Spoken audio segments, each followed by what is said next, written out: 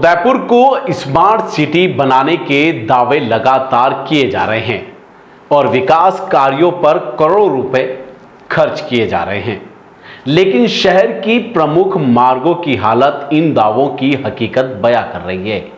शहर के व्यस्त ठोकर चौराहे पर पिछले करीब 3 महीने से सड़क निर्माण कार्य अधूरा पड़ा है। नतीजा यह है कि आमजन, वाहन चालक और व्यापारी रोजाना परेशानी झेलने को मजबूर है। सवाल यह है कि जब शहर को स्मार्ट सिटी बनाने की बात हो रही है तो आखिर इस महत्वपूर्ण मार्ग का काम अब तक पूरा क्यों नहीं हो पाया। उदयपुर का ठोकर चौराहा शहर के सबसे व्यस्त मार्गों में से एक माना जाता है।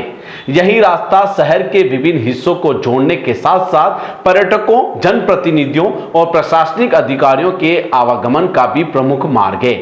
इसके बावजूद यहां सड़क निर्माण कार्य पिछले करीब 3 महीने से अधूरा पड़ा हुआ है।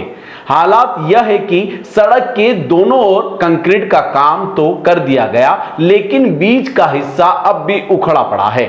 जगह जगह गड्ढे बने हुए हैं और धूल का गुबार लगातार उड़ रहा है। वाहन चालकों को हर दिन जोखिम उठाकर यहां से गुजरना पड़ रहा है, जबकि 2 पहिया वाहन चालकों के लिए यह मार्ग और अधिक खतरनाक साबित हो रहा है।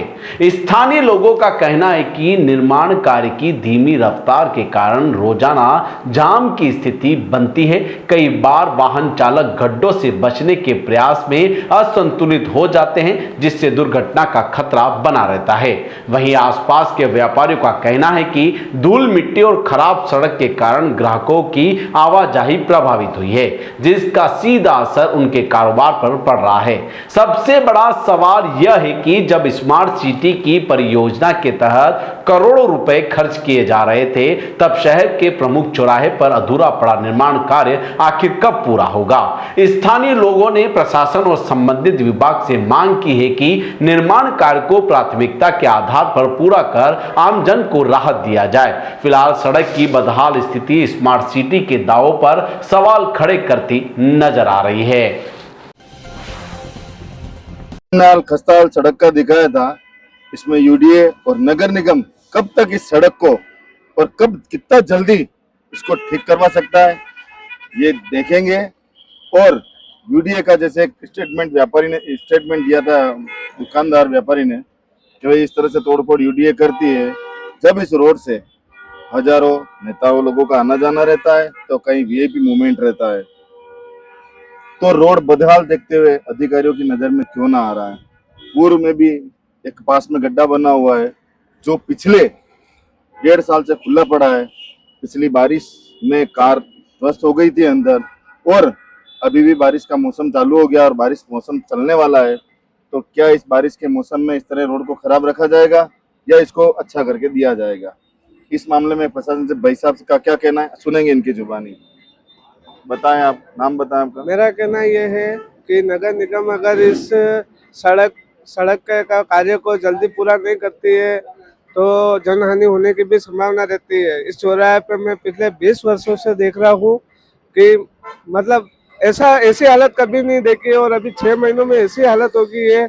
आए दिन 1-2 एक्सीडेंट रोज हो रहे हैं इस रोड पे, और बहुत कच्चा रोड है और खुदा हुआ है। और नगर निगम से ये दरख्वास्त है कि जल्द से जल्द सही कराए। धन्यवाद। मैं भूपेंद्र सिंह देवड़ा, ऑपरेटर राणावत पान। मैं इस चैनल के माध्यम से प्रशासन का ध्यान इस तरफ आकर्षित इसलिए करना चाहता हूं, क्योंकि क्या है कि यूआईटी, यूडीए, इनका काम क्या है कि सिर्फ खाली तोड़ा फोड़ी करना है। मैंने अभी तक शायद काम होते हुए तो इस उदयपुर में कुछ देखा नहीं है, और यही स्थिति इस ठोकर चौराहे की भी हो रही है, जबकि इस उदयपुर का सबसे वीआईपी रोड है ये।